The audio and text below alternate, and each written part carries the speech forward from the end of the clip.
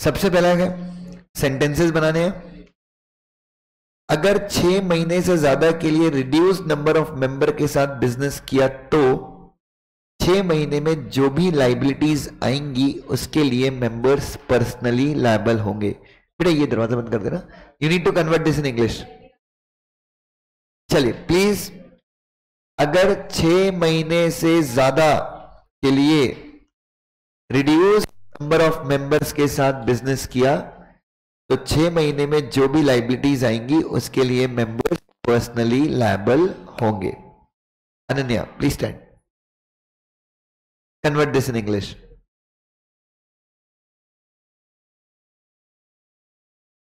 Okay, take 2 minutes, take 1 minute. Priyanshi please try बेटा।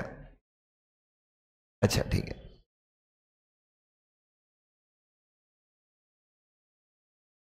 बढ़िया Ananya, right. Everyone click के देखो।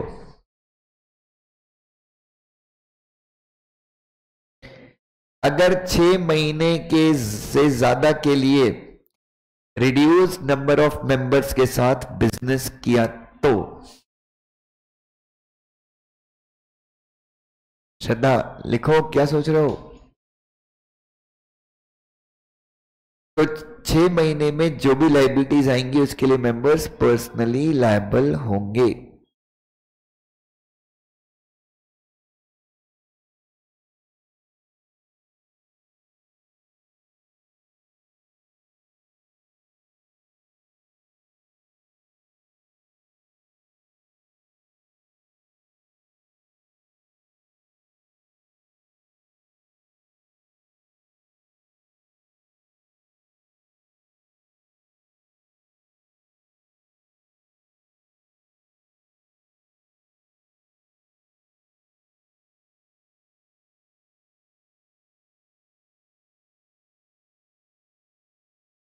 डन।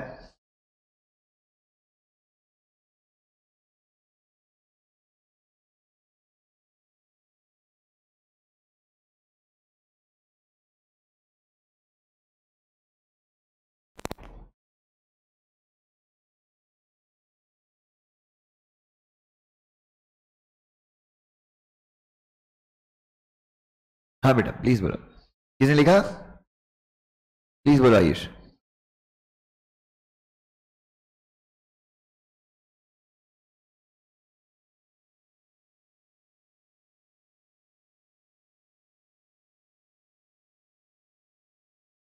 पहला पार्ट अच्छा लिखा था, दूसरा खराब किया।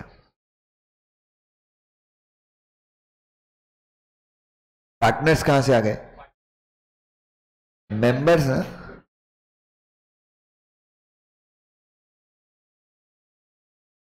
Good, he did good thing. Ananya क्या लिखा आपने बेटा?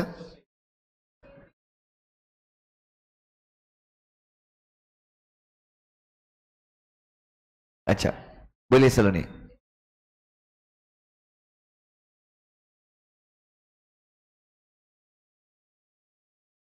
Then the members will be personally liable. Good. Pratik Pratibha. हाँ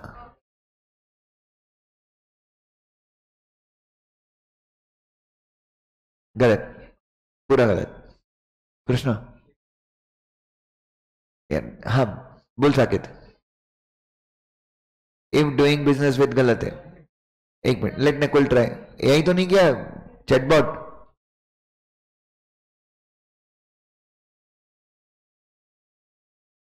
नहीं ये भी ठीक है बट मतलब उतना परफेक्ट नहीं। वो इफ मोर देन शुरू में नहीं आना चाहिए। कंडक्टेड क्यों आएगा? आप बिजनेस इज डन लिख सकते हो, कंटिन्यूड लिख सकते हो, ठीक है। कंडक्टेड फिर with the reduce number of members.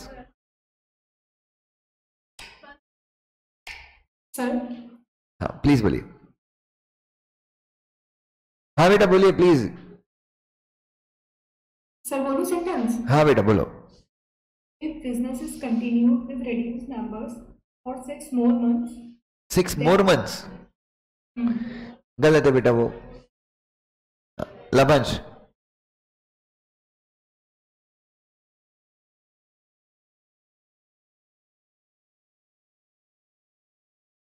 Severally के बदले पर्सनल लिख दो यहाँ पे। चलो इधर देखो, सारे लोग मेरी तरफ थे। बिल्लू, हाँ बेटा बोलो।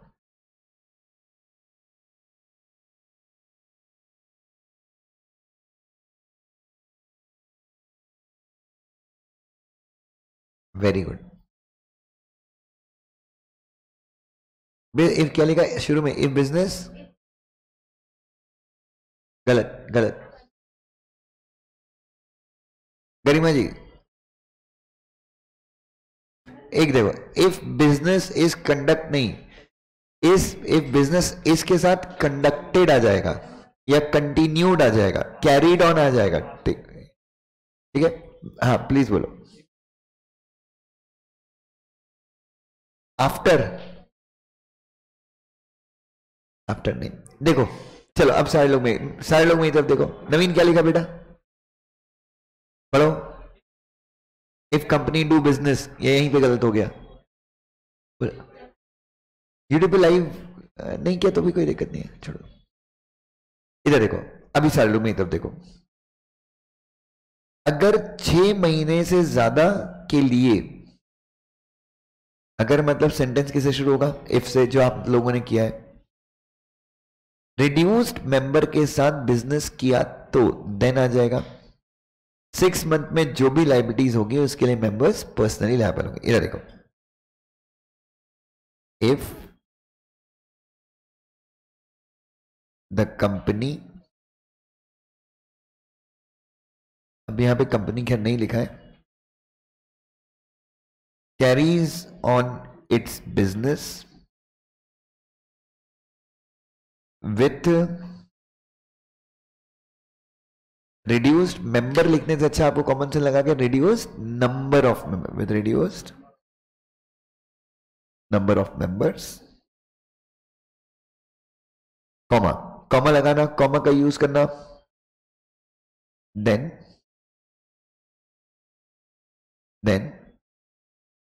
such members will be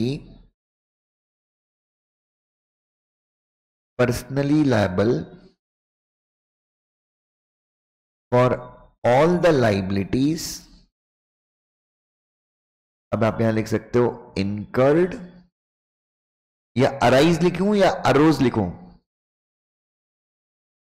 For all the liabilities incurred, तो arise लिखूं या arose लिखूं? arise in 6 month या arose in 6 month? arose, क्योंकि यहां पे मैं incurred लिख रहा हूं ना, मैं यहां पे incur नहीं लिख रहा हूं। incurred और arose in 6 months। ठीक है, तो आप लोगों ने बहुत सारा सही लिखा है। जिसने लिखा कंडक्टेड, फिर incurred वर्ड जिसने भी यूज किया था, किसने यूज किया था? incurred आपने यूज किया था, वेरी गुड। सो ये चीजें ध्यान में रखिएगा। चलिए नेक्स्ट,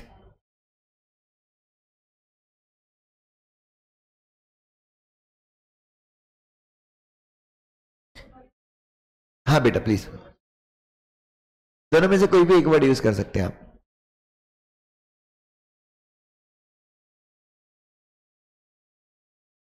AROSE, अरोज। ठीक है, अराइज, अरोज, अराइजन, 3 फॉर्म से तीनों। इधर लिख लिया सब लोगों ने? सेल बाय सैंपल और डिस्क्रिप्शन के हिसाब से गुड्स अगर बेचे हैं तो दोनों ही कंडीशन फुलफिल होनी चाहिए। Read it, sale by sample और डिस्क्रिप्शन के हिसाब से गुड्स बेचे हैं तो दोनों कंडीशन फुलफिल होनी चाहिए। Read it, right it. 2 minute का टाइम दे रहा हूं।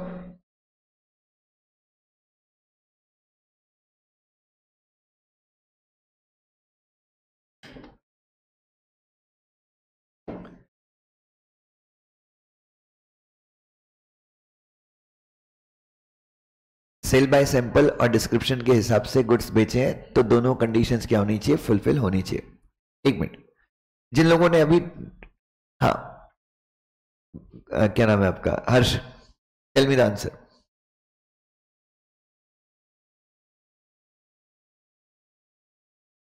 सेल बाय सैंपल और डिस्क्रिप्शन के हिसाब से अगर गुड्स बेचे हैं तो दोनों ही कंडीशंस फुलफिल होनी चाहिए। नहीं, हिमेश ट्राई कर बेटा।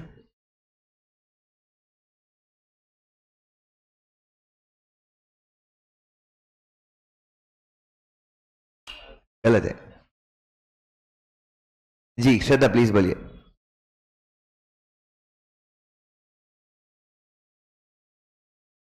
40% सही है, 60% गलत है। एक मिनट। हाँ अनुज।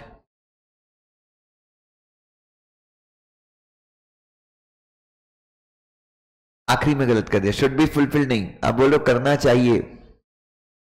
शुड बी फुलफिल मतलब करना चाहिए, लेकिन यहां पे क्या, यहां पे लिखा है होनी चाहिए। शॉल क्या होता है बे? शैल। शैल नहीं नहीं नहीं, मैं भी शैल। एक मिनट, नहीं नहीं, जिसने पहले नहीं बोला उसको मौका दिया जाएगा।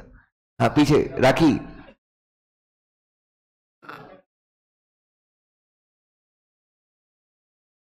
Then both the conditions.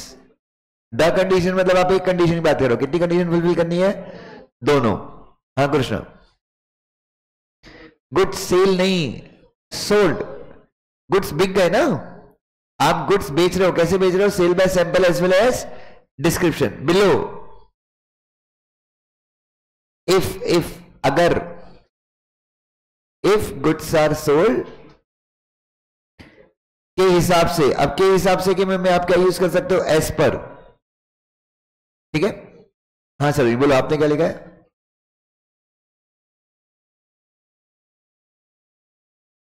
Good, very nice.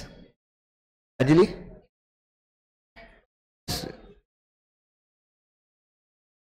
Good. इधर देखिए हिमेश बेटा, प्लीज देखना, थोड़ा सा आपने शुरुआत गलत किया था। सेल बाय सैंपल और डिस्क्रिप्शन के हिसाब से अगर गुड्स बेचे हैं, पहले यहां तक, पहले यहां तक कन्वर्ट कर लो। If goods are sold as per sample as well as description, comma, अच्छा कॉमा नहीं, देन है ना, तो है, हाँ तो लिखा है, मतलब then both the conditions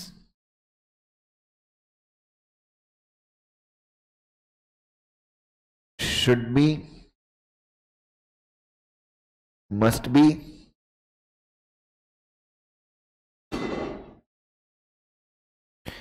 shall be fulfilled। ठीक है। तुम कुछ नई सेंटेंस लिखो, यहां पे जो लिखा अपने को इसको कन्वर्ट करना है। करस्पॉन्डिंग का मतलब मिलता, मिलता जुलता। हाँ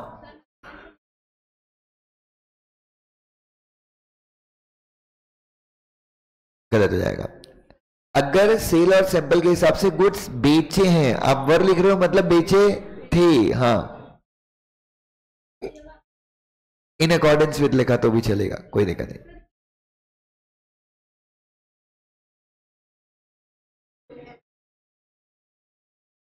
आप हाँ हाँ हाँ चले। हाँ बेटा प्लीज। शुड बी और शैल बी में मतलब कहाँ पे आता है शुड बी? वो बेटा थोड़ा सा कॉमन सेंस लगा के करना पड़ता है। कंपनीज एक्ट में mostly upon shall be use करते हैं, बाकी अपन शुड भी यूज कर सकते हैं दूसरे लॉज में। ठीक है चलो। अगर 10 साल पहले मैं सीएस बन गया होता, अगर 10 साल पहले मैं सीएस बन गया होता तो आज बहुत सक्सेसफुल होता। लिखना मेरे को आता है, लिख लिया? हाँ बताओ। गलत, गलत। बोल भाई Saket. If I have, if I had become, very nice, very nice, good. If I had become CS 10 years ago I would have been very successful. Good. ये बहुत डिफिकल्ट सेंटेंसेस हैं। मतलब आप यकीन मानोगे जब मैं सीएस बन के रिलायंस में गया था, ये मुझे आते ही था ना, वुड हैव बीन, मतलब मैं बहुत अटका, मेरी इंग्लिश बहुत खराब थी इसी चक्कर में। और रैपिडेक्स इंग्लिश स्पीकिंग कोर्स आता था उस समय, वो देख देख के मैंने सीखा। हाँ बेटा बोलिए। If I had become CS then I would have been more successful. ठीक है, नॉट बैड। क्या नाम है आपका? भूमि। भूमि, अच्छा भूमि, भूमि याद आ गया। सिमी दीदी, सिमी की दीदी की बहन। Okay good. हाँ जी आयुषी, क्या लिखा बेटा?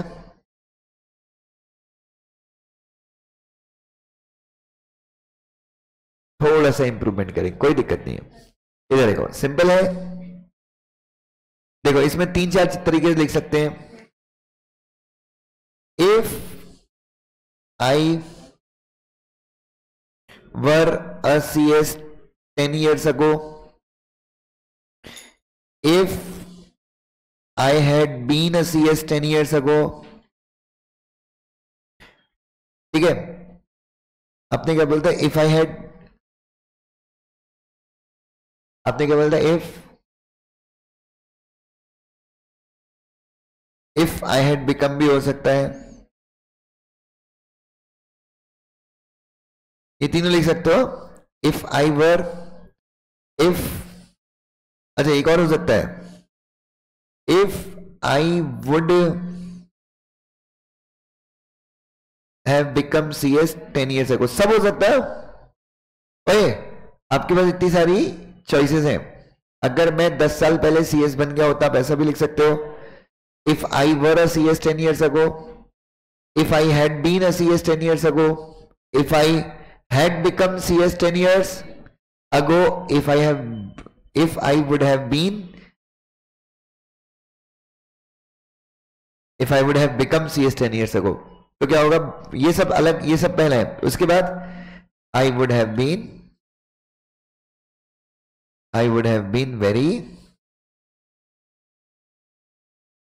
सक्सेसफुल, मैं काफी सक्सेसफुल होता। ठीक है, ठीक है बच्चों। तो अगर मैं 10 साल पहले CS बन गया होता तो आज मैं काफी ज्यादा सक्सेसफुल होता। क्लियर है सबको? हाँ नहीं अब क्लियर है बेटा, ऐसे सेंटेंसेस। ठीक है, नेक्स्ट।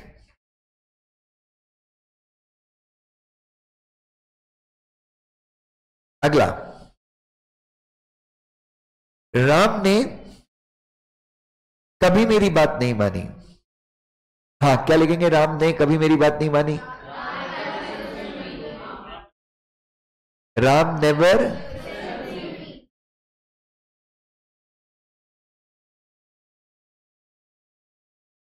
राम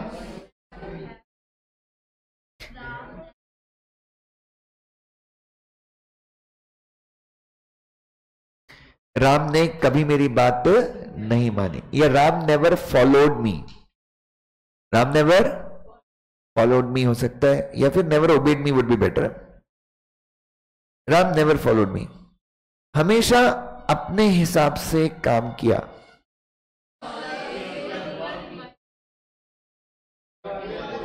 एक बोलो, एक आयुष बोल। ही always worked in his own way. Okay, इससे बेटर हो सकता है, गलत है। चिराग,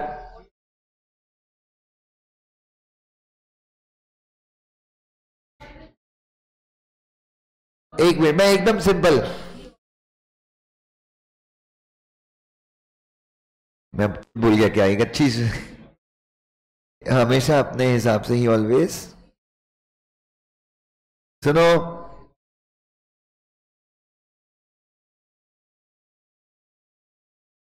ओवन नहीं बे, ओवन कौन? He always acted on his own, या फिर he worked as per his own wish. उसने हमेशा कैसे काम किया? उसने हमेशा अपने हिसाब से काम किया। क्लियर है सबको? ही ऑलवेज एक्टेड, काम किया पास्ट में, और आज कुछ भी नहीं कर पा रहा है।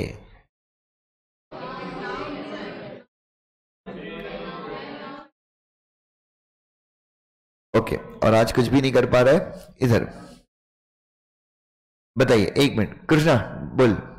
हाँ खड़ा था। और आज कुछ भी नहीं कर पा रहा है, एंड नाउ ही, एक मिनट, इसने बोला now let me he doing, अब वह कर रहा कुछ नहीं, ये सही है हिंदी में?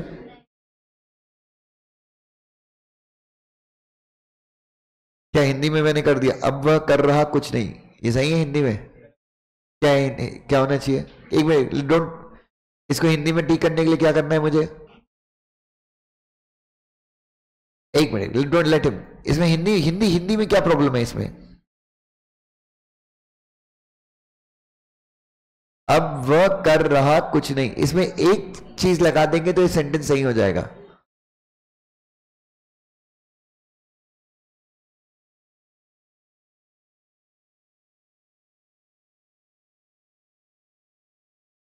Now he is doing nothing, ठीक है? इज, ये बीच के सेंटेंसेस लगा इसने, चलो हाँ बताइए। अब और आज वह कुछ भी नहीं कर पा रहा है, and today very nice, he is not able to do, ऐसा भी हो सकता है, and he is not being able to do anything, ये भी हो सकता है, he is not being able to do anything, ये भी लिख सकते हैं। लायबल मतलब जिम्मेदार, एक मिनट, यहां पे कहां तक वो जिम्मेदार दिख रहा है बेटा? ठीक है प्लीज, चलिए चलो जल्दी से नोटबुक पे सारे लोग क्वेश्चन लिखिए। चलिए इस क्वेश्चन का आंसर आप सबको खुद लिखना है। प्लीज पीटीएस के लिए अलग नोटबुक बनाइए 100 पेज की।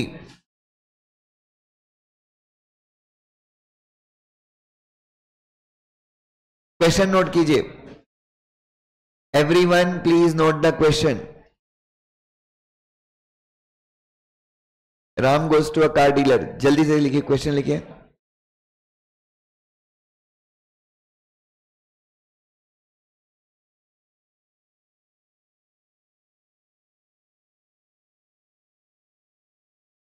हाँ क्वेश्चन लिखिए, अपनी जेआईएल की नोटबुक में लिख लीजिए लगे तो।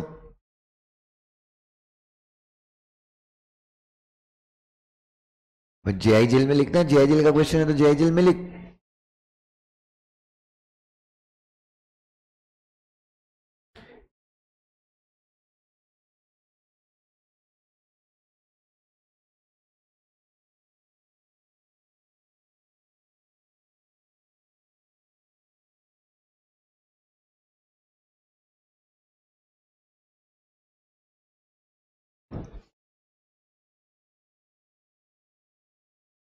डन,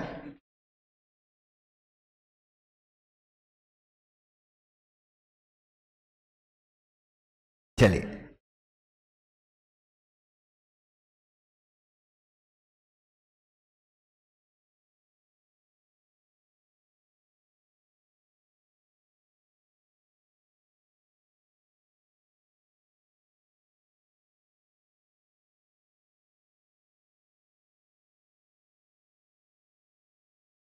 डन,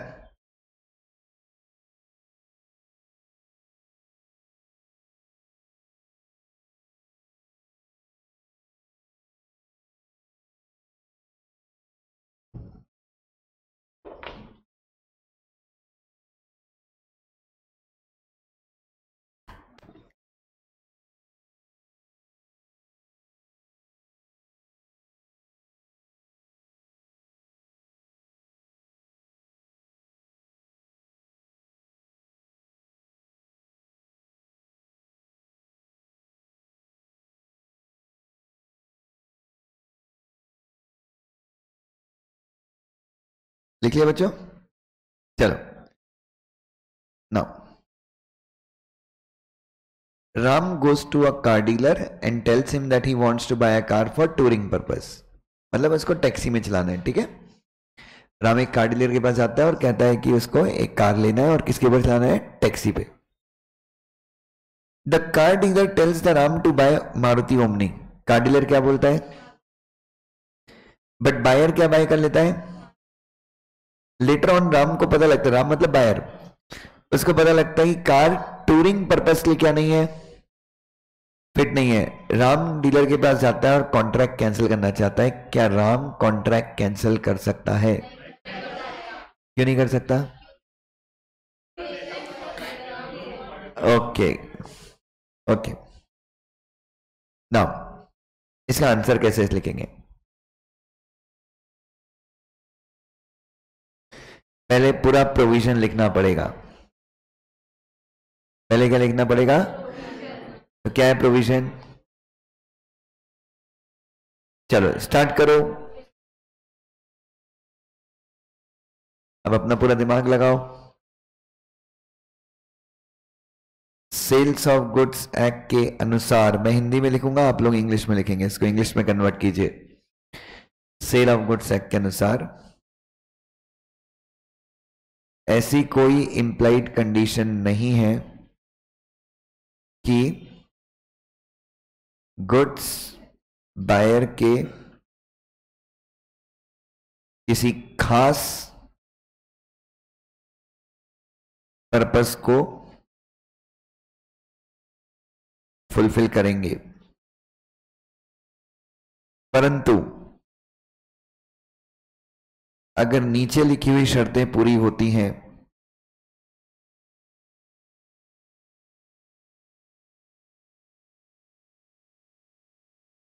तो यह इंप्लाइड कंडीशन होगी कि गुड्स बायर के खास पर्पस को फुलफिल करेंगे। 4 कंडीशन आपको लिखनी है, ठीक है? उसके बाद हाँ बेटा, क्या रिपीट करूं? नहीं करूंगा, दिए गए तो खुद से लिखो ना, ये तो मैं तुम्हारी सिर्फ हेल्प कर रहा हूं। Don't consider it as favour, sorry it's a favour, don't consider it as my obligation. तुमने लिखना है, we have discuss this in class, you should be able to write. दिए गए क्वेश्चन में राम ने सेलर के स्किल और जजमेंट के ऊपर रिलाय नहीं किया और इसलिए इंप्लाइड कंडीशन लागू नहीं होगी और राम कॉन्ट्रैक्ट कैंसल नहीं कर सकता। चलो स्टार्ट करो, आंसर लिखना। हाँ जी चलो,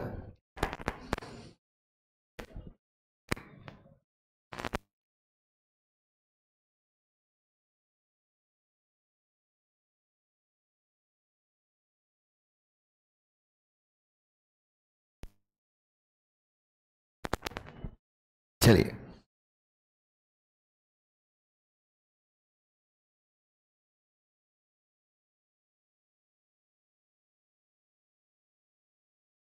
there is good, there is no implied condition that goods will be fit for buyers particular purpose। ठीक दादा?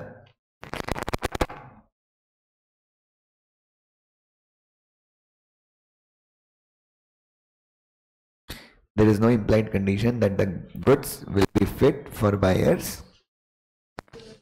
particular purpose, full stop। परंतु परंतु मतलब however, क्या हो रहा है? however, इधर देखो, however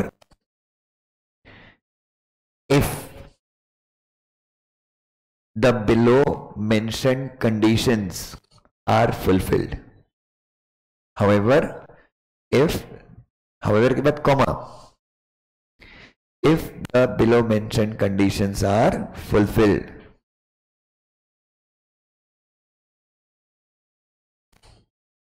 if the below mentioned conditions are fulfilled, तो मतलब EHEN 10। अब यह के साथ दिस नहीं लगा सकते, there will be an implied condition, the below mentioned conditions are fulfilled, there will be an implied condition.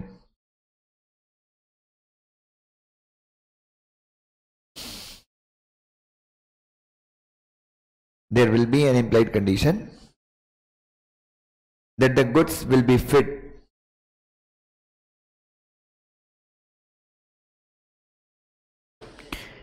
Exception है ना, अगर नीचे लिखे कंडीशन फुलफिल है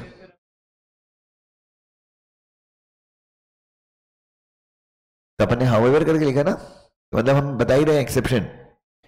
हाउएवर क्या लिखा है, क्या लिखा है अपन, are fulfilled then there will be an implied condition that the goods will be fit for buyers particular purpose, and there will be an implied condition that the goods will be fit, that the goods will be fit for buyers particular। Skill का है इसमें, इससे थोड़ी ना होता है सबको skill खरीदनी ही पड़ेगी। that the goods will be fit for buyers particular purpose। क्या लिख रहे हैं, that the goods will be fit for buyers particular purpose। चारों कंडीशन लिखो, पर्टिकुलर एक्ट में लिखा हुआ है इसलिए अपन पर्टिकुलर पे फोकस करते हैं, ठीक है। पर्टिकुलर चार कंडीशन क्या है, पहला, वेरी नाइस, पहला लिखो buyer must inform the seller comma the particular purpose, buyer must inform the seller comma the particular purpose।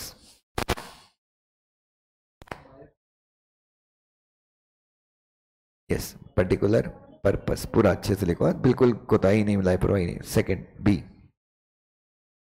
the buyer must rely,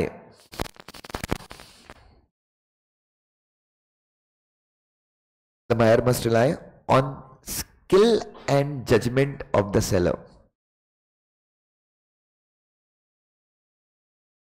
must rely on skill and judgment of the seller। Third, seller must be dealing in goods of those description, seller must be dealing in goods of those description, dealing in goods of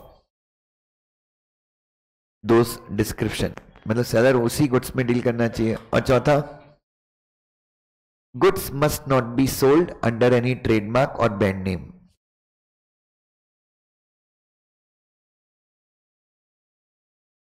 goods must not be sold under any trademark or brand name।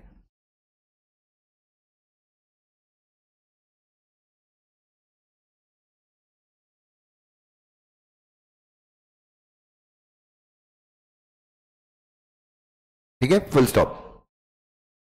उसके बाद ये आपको खुद से लिखना है, दिए गए क्वेश्चन में, इधर देखो, दिए गए क्वेश्चन में, दिए गए क्वेश्चन मतलब in the given question Ram ने रिलाई नहीं किया, मतलब राम अभी did not, Ram did not rely on the skill and judgement. Did not के साथ हमेशा याद रखना, डिड के साथ कभी सेकंड फॉर्म नहीं आता, फर्स्ट फॉर्म आता है। डिड, राम डिड नॉट के बाद रिलाइड नहीं होगा, डिड नॉट रिलाई। इधर देखो, शी डिड नॉट केम सही है या शी डिड नॉट कम सही है, डिड नॉट कम, याद रखना, she did not come, she has not come, came नहीं, ठीक है, ये नहीं नहीं थर्ड ही है, कम का थर्ड केम ही होता है, कम का थर्ड कम ही होता है ना, कम केम कम, ठीक है। चलो हाँ जी, रिलाई नहीं किया, so Ram did not rely on the skill and judgement of the seller, और इसलिए, और का मतलब एंड, इसलिए का मतलब hence, implied condition will not apply and Ram can not cancel the, और इसलिए राम कॉन्ट्रैक्ट को कैंसिल नहीं कर सकता.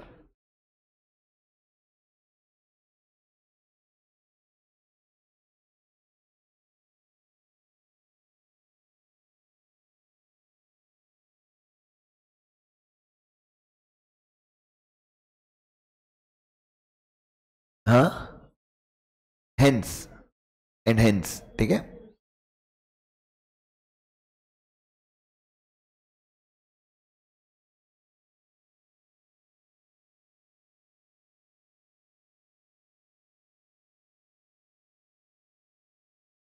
चलिए नेक्स्ट देखिए. उसके बाद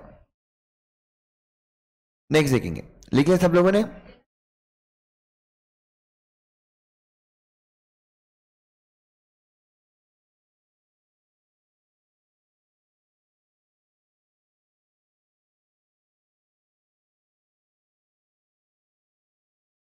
चलिए next. Decide whether XYZ private limited meets the requirement of private company. ये हमको देखना है कि XYZ private limited private company की रिक्वायरमेंट को क्या करती है, मीट करती है. इंडिविजुअल शेयर होल्डर कितने हैं, एम्प्लॉइज कितने हैं, past employee who were allotted share during the employment 90, 10 members holding one share jointly in टूने, मतलब कितने हो जाएंगे, 5. President of 1, governor of Madhya Pradesh 1. ये तो एक एक ही होंगे ना. ऐसा तो है नहीं कि प्रेसिडेंट और गवर्नर को 100 की लिमिट में 200 की लिमिट में काउंट है. चलो कितने मेंबर है, स्टार्ट करो. कैसे करोगे इसका answer?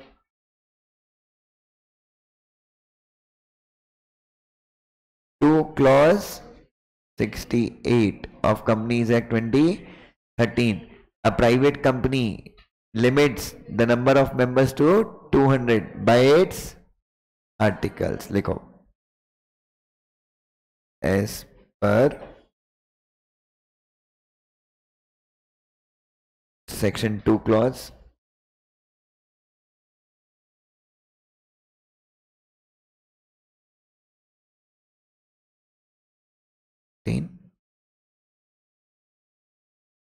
the private company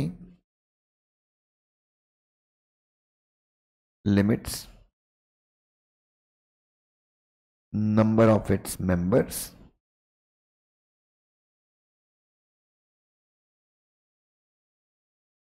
up to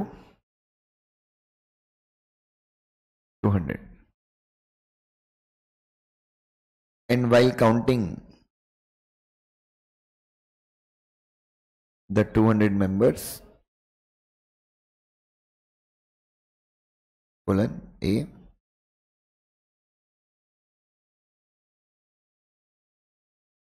joint members are to be treated as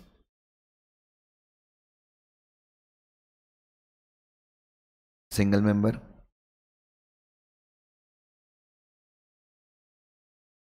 दूसरा,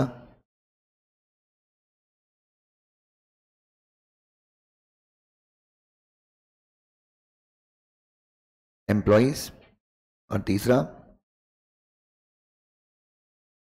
past employees who were members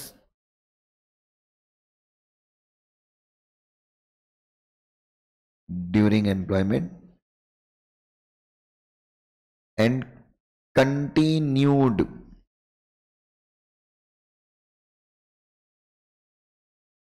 to be member after cessation of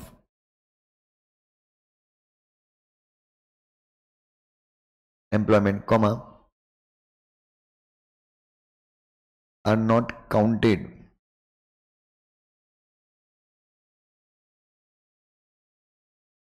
in the limit of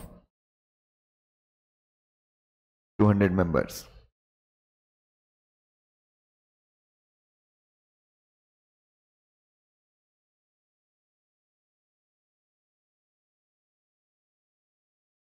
ठीक है, अब देखो अभी तक मैंने प्रोविजन ही लिखा है, अब I will talk about question के फैक्ट्स। क्वेश्चन की क्या बात करेंगे हम, कैसे लिखूंगा मैं, एक लाइन छोड़ के लिखूंगा मैं, इन द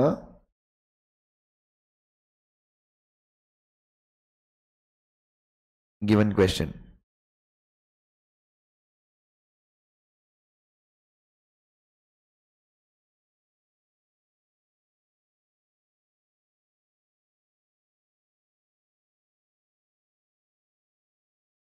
ठीक है, 190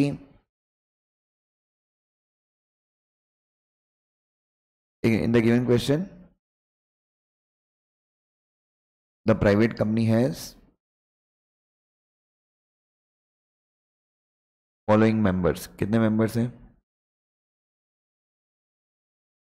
पहला individual share holders 190,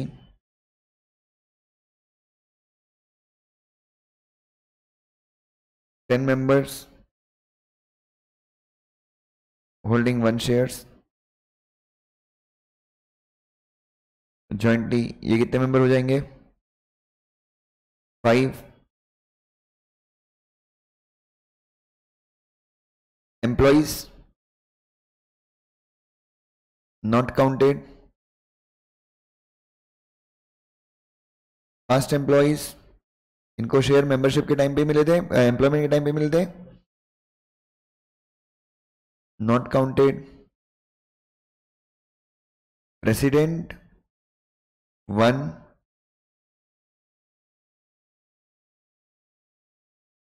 governor 1।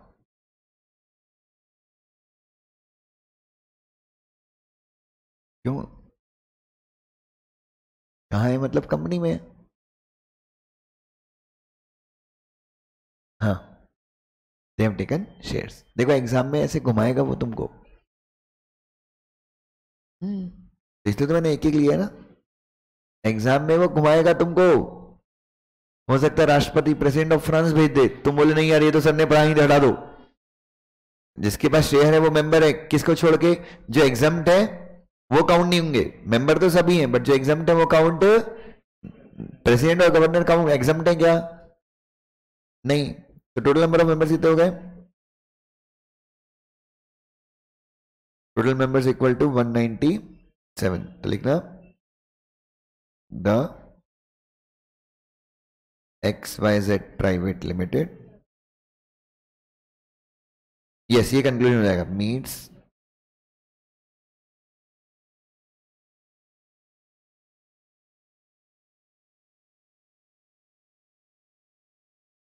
The requirement of private company.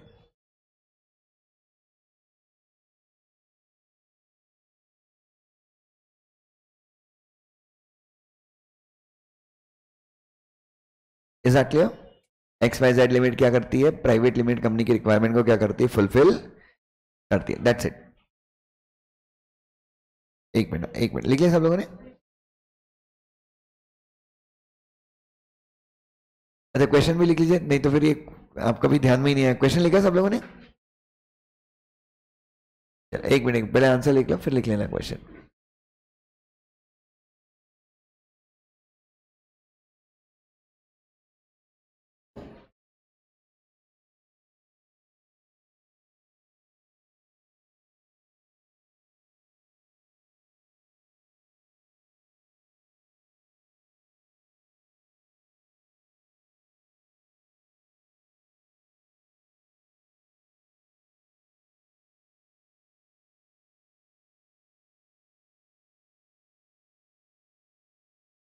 हाँ ग्रुप में पीडीएफ आ जाएगा, लेकिन क्वेश्चन लिख लो, तो वो पीडीएफ तुम कितनी बार देखोगे, लिखो एक क्वेश्चन।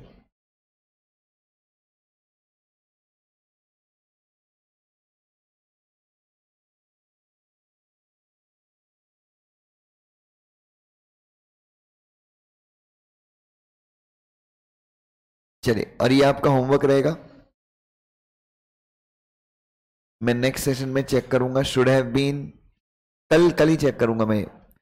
5 सेंटेंसेस कुड को यूज करके बनाना है, 5 सेंटेंस हैज बीन को यूज करके बनाना है, और 5 सेंटेंसेस शुड हैव बीन को यूज करके बनाना है।